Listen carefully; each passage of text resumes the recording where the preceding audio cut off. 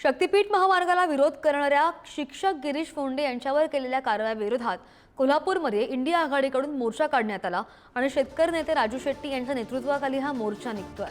कोल्हापूरच्या भवानी मंडप या ठिकाणाहून या मोर्चाला सुरुवात झाली आणि कोल्हापूर महानगरपालिकेवर या मोर्चाने धडक दिल्याची माहिती आहे। शक्तीपीठ महामार्गाविरोधात गेल्या 1 वर्षापासून आंदोलन सुरू असून आंदोलनास समर्थन देणारे शिक्षक गिरीश फोंडे यांच्यावर प्रशासनाने निलंबनाची कारवाई केली आहे।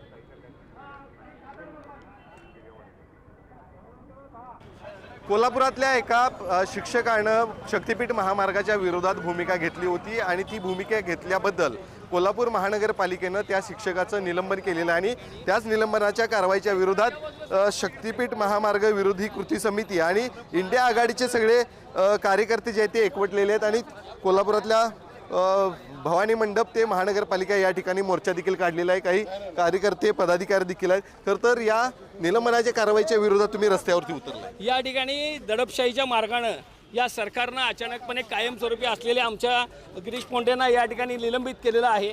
अत्यंत चुकीच्या पद्धतीने शोकास नोटीस न काढता यांनी ही आंदोलन दडपण्याच्या उद्देशानं त्यांची तडकाफडकी बदली केलेली आहे आणि ही जर बदली त्यांनी निलंबनाची कारवाई थांबवली नाही तर त्याच्यापेक्षाही उग्र आंदोलन या ठिकाणी आपल्याला पाहायला मिळेल।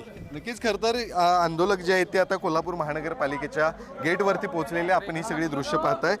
कोल्हापूर महानगरपालिका यांनी गिरीश फोंडे यांचं निलंबनाची कारवाई जी आहे ती केली होती शिक्षण विभागानं आणि त्याच कारवाईच्या विरोधात हे सगळे कार्यकर्ते जे आहेत ते एकवटलेले आहेत आणि त्यांच्या निलंबनाची कारवाई जी आहे ती मागे घ्यावी अशी या मोर्चाच्या माध्यमातून सर्वांनी मागणी केलेली आहे। शिवाय ह्या निलंबनाची कारवाई मागे घेतली नाही तर येणाऱ्या काळामध्ये उग्र आंदोलनाला देखील सामोरे जावं लागेल असा इशारा सुद्धा आंदोलकांनी दिला आहे। शेखर पाटील, पुढारी न्यूज, कोल्हापूर।